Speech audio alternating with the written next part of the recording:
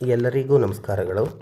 ಇಂದಿನ ವಿಡಿಯೋದಲ್ಲಿ ಎಲ್ಲ ಸ್ಪರ್ಧಾತ್ಮಕ ಪರೀಕ್ಷೆಗಳಿಗೂ ಉಪಯುಕ್ತವಾದ ಪ್ರಚಲಿತ ವಿದ್ಯಮಾನಗಳ ಬಗ್ಗೆ ಚರ್ಚೆ ಮಾಡೋಣ.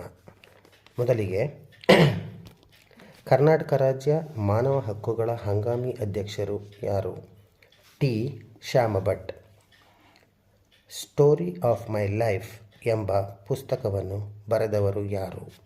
Helen A. ಕೆಲ್ಲರ್. ಜಾಗತಿಕ ಸಾಹಿತ್ಯ ಪ್ರಶಸ್ತಿ 2024 ಪಡೆದವರು ಯಾರು? Doctor Mamata G. ಸಾಗರ್. ಭಾರತವು ನಿರ್ಮಾಣ ಮಾಡಿದ ಸಿಟ್ವೆ ಬಂದರು ಯಾವ ದೇಶದಲ್ಲಿದೆ? ಮ್ಯಾನ್ಮಾರ್. ಇತ್ತೀಚೆಗೆ ಸಕ್ರಿಯ ಜ್ವಾಲಾಮುಖಿ ಮೌಂಟ್ ಎಟ್ನಾ ಯಾವ ದೇಶದಲ್ಲಿ ಕಂಡುಬರುತ್ತದೆ? ಈ ಜ್ವಾಲಾಮುಖಿಯು ಇಟಲಿಯಲ್ಲಿ ಕಂಡುಬರುತ್ತದೆ.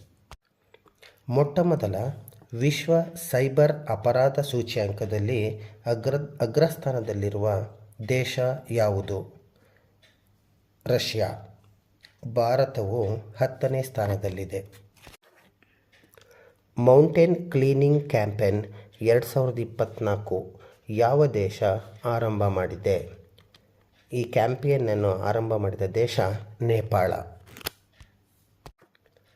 ಖಾಸಗಿಯಾಗಿ ಉಡಾವಣೆಗೊಂಡ ಭಾರತದ ಮೊದಲ ಮಿಲಿಟರಿ ದರ್ಜೆಯ ಜಿಯೋಸ್ಪೇಷಿಯಲ್ ಉಪಗ್ರಹ ಯಾವುದು? TSAT-1A. ಮುಂದಿನ ಪ್ರಶ್ನೆ. 16ನೇ ಹಣಕಾಸು ಆಯೋಗದ ಪೂರ್ಣ ಅವಧಿಯ ಸದಸ್ಯರಾಗಿ ನೇಮಕಗೊಂಡವರು ಯಾರು? ಮನೋಜ್ ಪಾಂಡಾ. ಧನ್ಯವಾದಗಳು.